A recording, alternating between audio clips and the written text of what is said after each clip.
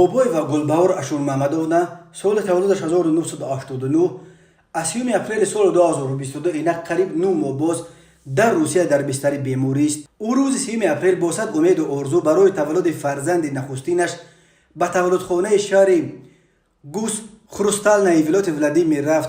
فرزند او که سلمانش نام گذاشتند صحت و سلامت به دنیا آمد، ولی هنگام تولد دل گلبهار 2 مرتبه از کار ماند. طبیبان در پیوستن گلبهار به دستگاه نفسگیری کمی دیر کردند و معده سر گلبهار چند مدت بی هوا ماند. در نتیجه گلبهار به حالت کما افتاد و چندین ماه در مدوشه به سر میبرد. سوربان قادروف همسر گلبهار که قریب 9 ماه باز زوجش را مثل یک کودک خردسال نگاهبین میکند در صحبت به پایگاه خبری بامداد نقل کرد که احوال او خیلی بهتر شده است.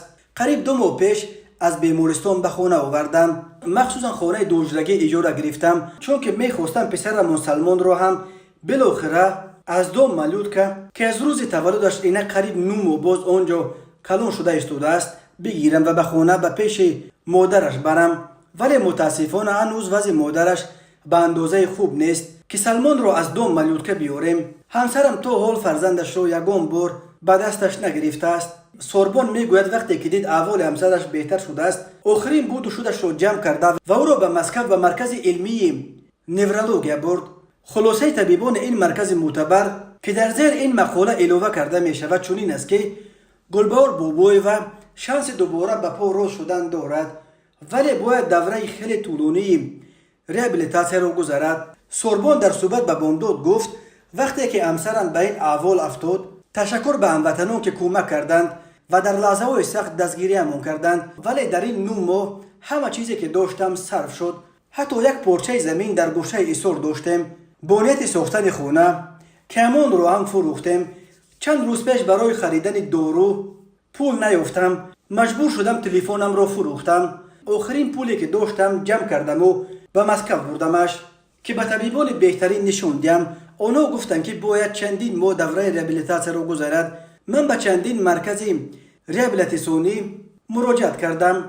از همه ارزان برای 21 روز طبابت 721,000 روبل طلب کرد. این بازم ارزانش. من درستی 9 ماه باز کار کردن نمیتوانم چون که همسرم در خانه به کسی احتیاج دارد که 24 ساعت در شبانه روز از قفویش باشد. استای ماشینم و گاگا برای ترمیم یگان ماشین دعوت میکنند. از همان حساب روز میبریم، ولی متاسفانه همسرم را مانده هر روز به کار برآمدن نمیتوانم. به همین سبب به خلاصه اومدیم که او را به تاجیکستان برم. راستی زورم برای پرداخت پول مرکزهای ریابیلیتاسیونی نمیرسد، حتی برای به تاجیکستان بردنشم زورم نمیرسد. به بالای این برای ادامه طبابت به نام همسرم و به نام خودم از دولت کلان قریب 150,000 روبل قرضدار شدیم. مولت نهایی پرداخت قرضمون 30 نوامبر بود که گذشت و اما متاسفانه قرضمون را دادن نتوانستیم. خیلی سپاسگزار می شدم اگر هموطنان در این ساعت مشکل یک بار دیگر به کمک ما می رسیدند. در واقع سوربان و همسرش گلبهار شایسته اونند که ما همه امروز به کمکشان برسیم و دستشان را در این روز سخت بگیریم. از آنهایی که امکان خواهش کمک را به این اویله دارند خواهش میکنیم که کمک خود را به این حساب گذرانند. از آنهایی که امکان کمک مولوی به این اویله محتاج را ندارند خواهش میکنیم که برای شفا یافتن این مادر جوان تاجیک و رسیدنش به دیدار فرزند نوزادش یک کف دعا کنید.